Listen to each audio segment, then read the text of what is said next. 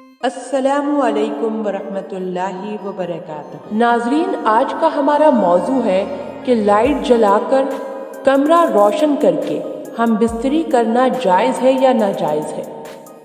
دیکھیں، یہ اصولی بات تو سمجھیے کہ جب اللہ پاک نے نکاح میں دے دیا ایک عورت کو آپ کے، تو اب ان کے لیے کوئی چیز حرام نہیں رہی۔ اول بات یہ، لیکن اس کے اندر بھی کچھ معاملات ایسے ہیں جس کو اللہ نے حرام رکھا ہے۔ وہ ایک تفصیلی بات ہے جو ہم نے پہلے سمجھا دی ہے، لہذا اس کا یہاں کوئی مقام نہیں، اس لیے ہم اپنی بات کو آگے لے کر چلتے ہیں۔ دو لوگ جب نکاح میں آ گئے تو جو کام نکاح سے پہلے حرام تھا وہی کام اب ان کے لیے حلال ہو گیا ہے، چاہے وہ کسی بھی صورت میں ہو۔ لیکن یہ یاد رکھیں کہ فقہ کا ایک اصول ہے، دین کا ایک اصول ہے، ایک تقویٰ ہے اور ایک فتویٰ ہے۔ تقویٰ وہ ہے جو ہمیں دین پر چل کے آتا ہے، فتویٰ وہ ہے جو ہمیں دین پڑھ کر پتہ چلتا ہے۔ امام ابو حنیفہ سے بہت سارے طالب علم پڑھنے آیا کرتے تھے۔ انہوں نے ایک مسئلہ بیان کیا کہ ناپاکی اگر چوتھائی کپڑے پر لگ جائے تو کپڑا ناپاک ہوگا اور اس کو دھونا لازمی ہوگا، اور ایسے کپڑے میں نماز پڑھنا جائز نہیں۔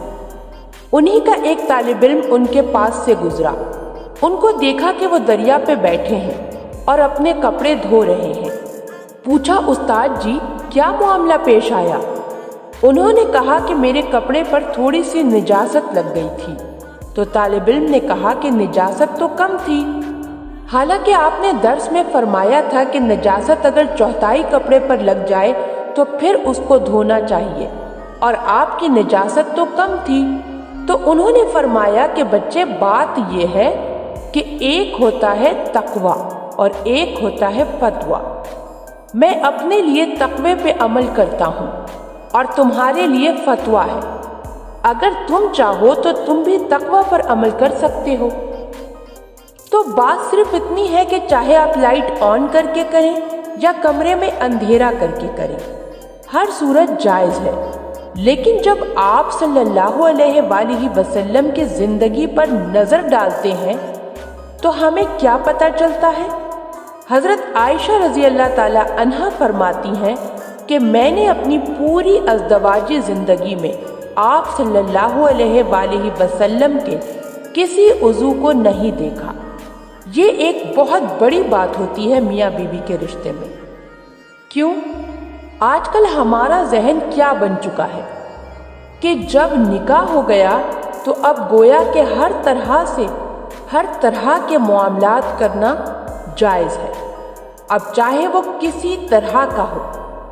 ہم نے اپنا یہ ذہن بنا لیا ہے، اگرچہ جائز ہے لیکن پھر وہی بات ہے کہ ایک تقویٰ ہے اور ایک فتویٰ ہے۔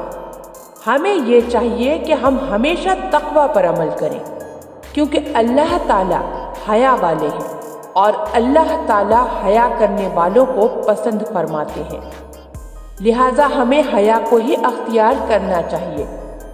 اگرچہ کمرہ روشن کر کے ہم بستری کرنا جائز ہے، لیکن ہمیں اس حالت میں بھی اس بات کا خیال رکھنا چاہیے کہ اللہ اس نطفے سے ہمارا حمل ٹھہرا دے، اور علماء فرماتے ہیں کہ اس ٹائم ماں باپ جس حالت میں ہوتے ہیں بچے کا اس پر بہت زیادہ اثر ہوتا ہے۔